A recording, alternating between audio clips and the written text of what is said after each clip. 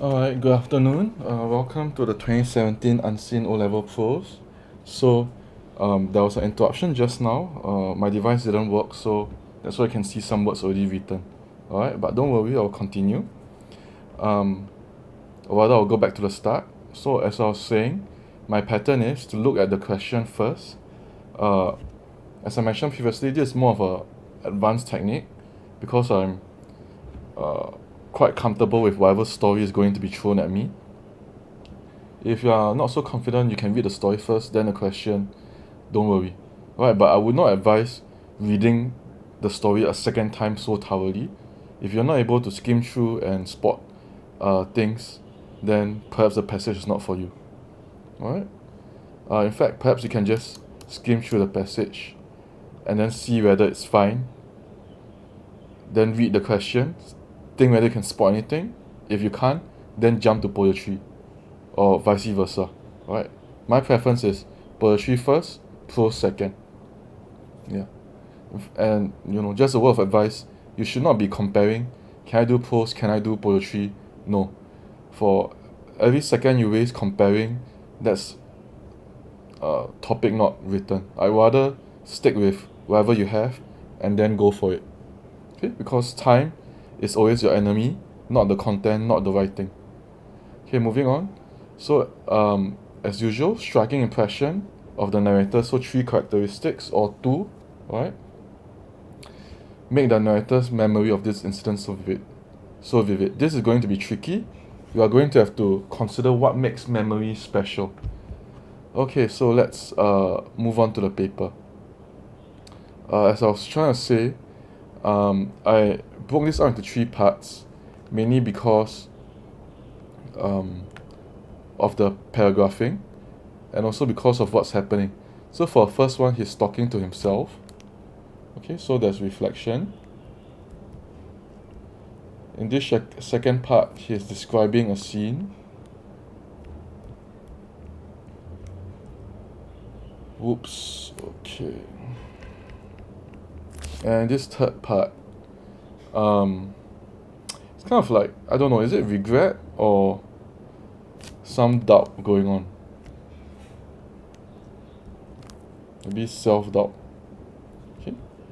So for first reflection, I mentioned that most people will be able to say that maybe he's honest or humble about himself by admitting that he's not a nice person, right? But for me, I think that you can actually push further by saying in the past, perhaps you're someone who cheated, like here.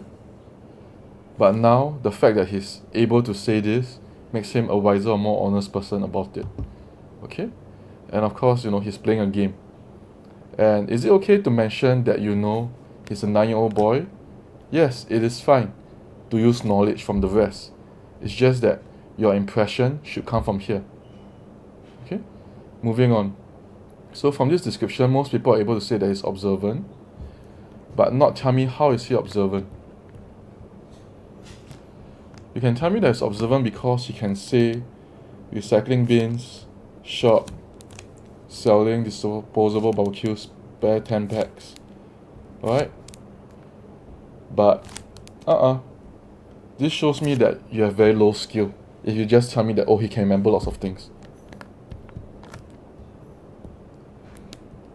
What I'm going to point out is how the things are arranged. So that's what the low ability are only able to mention quantity. High ability students will be able to mention the quality of the things and then pay attention to arrangement or sequence.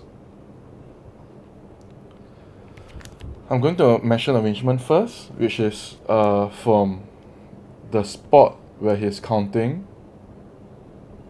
Right, then next to it is the recycling bins. Next to it is a shop. And next to it, a patch of overgrown grass.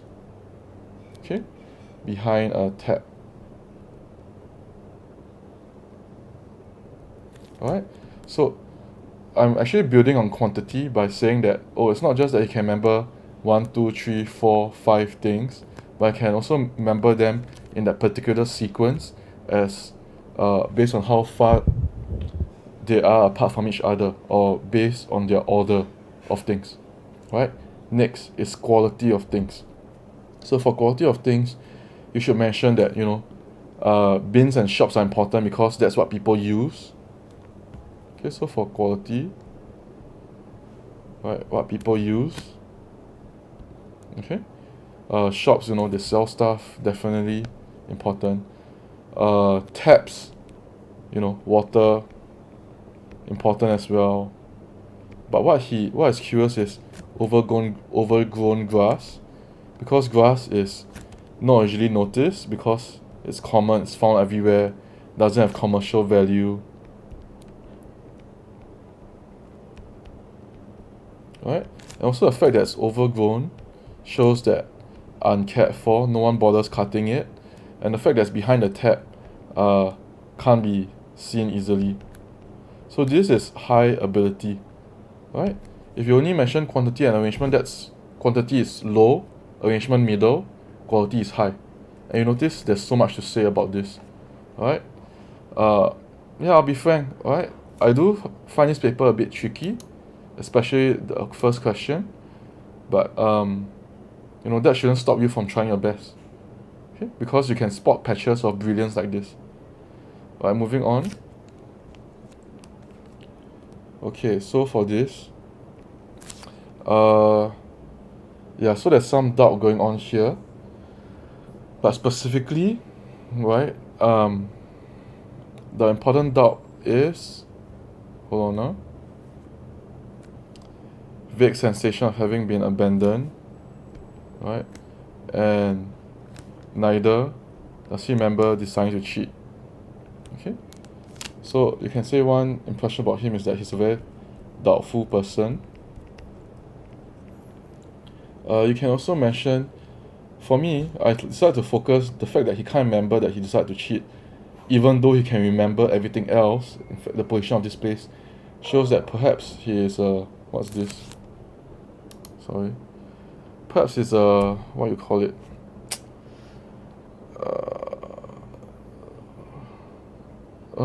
Someone who causes accidents. So I just lost my train of thought. Yeah, perhaps he's a sincere person. By accident he cheated.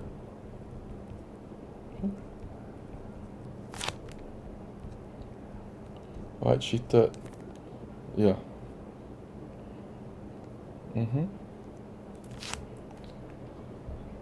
So some people might ask, can these things prove that he's meticulous? Let me just show. Can this be that he's meticulous? No. Simply for the fact that he can't remember any of these. He can't. And that's why if you use this for number 2, it will be considered as evidence does not match explanation. Right? These would go under number 3 instead. Right? Again, you can't really use this for doubtful. For sincere, but you can use it for doubtful because he's questioning his own memory. Okay. You might be wondering why he's doing this, but you are doing one page, you don't know the rest of the story, right? So it's perfectly fine to be left wondering why is he this way. All you are supposed to do for Unseen Prose is just note things down, like observation, not actually figure out why it's like that. Alright, it's like in science, I don't need to know why it's hot, I just need to know that the temperature is 100 degrees, right? That's, figuring out why it's hot is for another day, another time. Okay, moving on to part 2, so we are looking at what makes memories vivid. What do you think makes memories vivid? Similar to the previous one, you can talk about extreme emotions like violence, tension, suspense. We do have a bit of suspense here actually, but I'm not going to use the term suspense. I'm going to use something else. Let's see. let's go back to the first color red.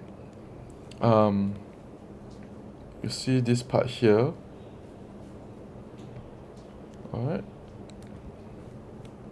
To this part. Alright. This is actually something that is strange. Alright.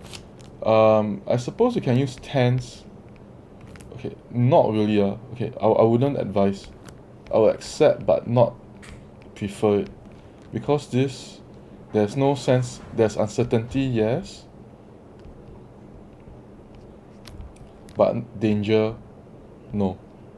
Okay, so instead, this will lead me to curiosity.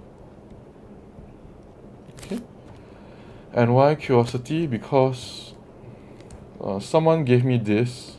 I was like, what's so special about this? There's nothing special at all. Okay, right. What I found special is the fact that she's not playing with it. She's placing the door beside her. Right, and then she's digging. Right, digging with a stick, then digging with her fingers, which is even more strange because that hurts your fingers, makes your fingers dirty. Right, and then kissing it. So A, B, C, D. Is it okay to mention these one after another? Fine. There are 4 parts of your evidence, but you have to explain. In this is one of the cases where the rule can be broken of explaining after every quote. Alright? Because you are presenting this together as a series of events that causes you the question. Okay? Of course, if you want to mention after each one that, after part A, right, it's strange because she's not playing. After part B, because she doesn't have a shovel. Then after part C, because her fingers hurt. Then after part D, why is she kissing a doll? Why is it so? Oh yes, there's this term you should use. Ritualistic. Fine. Not gonna penalize you for this. Right? It's just my preferred style. Okay? Yeah, so strange or curious, but not tense or suspense. Okay? Okay. Let's move on to part 2. Oh, I suppose you can mention taking the clothes off as well and stuffing it down the front of her dress. Okay. The only reason why I'm not putting this is I think there's a lot to mention between A to D as well. If I mention E, it's just being a bit too detailed or being laborious in my argument. Why did I break this off here? Because if you see the next part, I can actually feel them. Alright, so this doesn't seem to be about being curious anymore. But definitely, if you feel about kissing, that's something a bit, I guess, passionate. I suppose you might use the term dramatic. Correct me if I'm wrong. If you disagree, please put in the comments.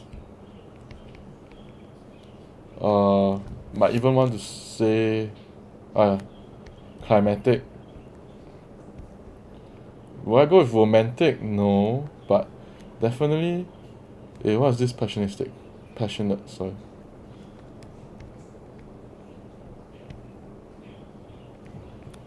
Because the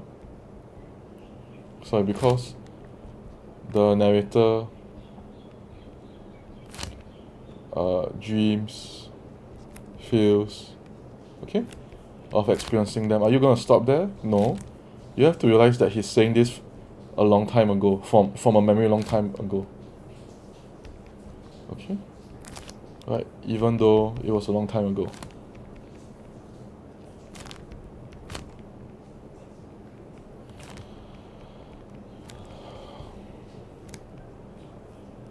Okay.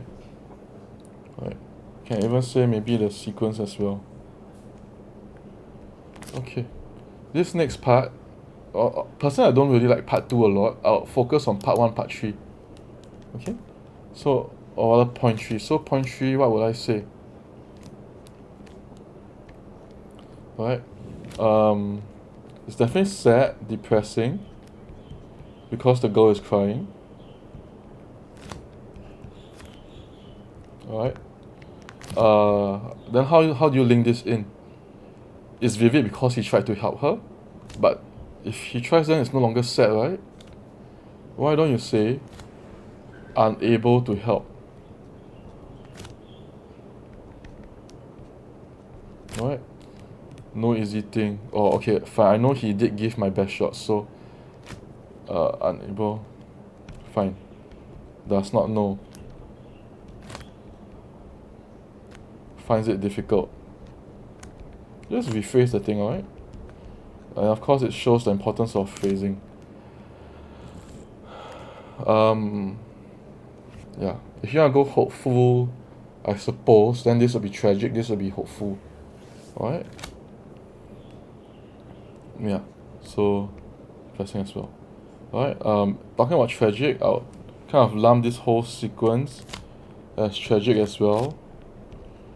Alright, why? Because if you realize there's a third thing, which is last handful of dirt, earth patted down, door was covered, right? Probably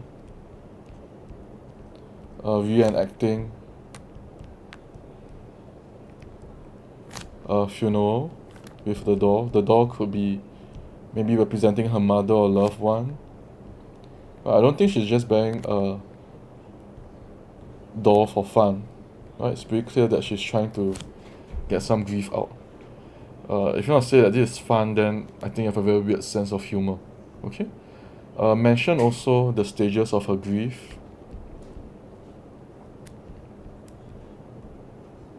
Alright?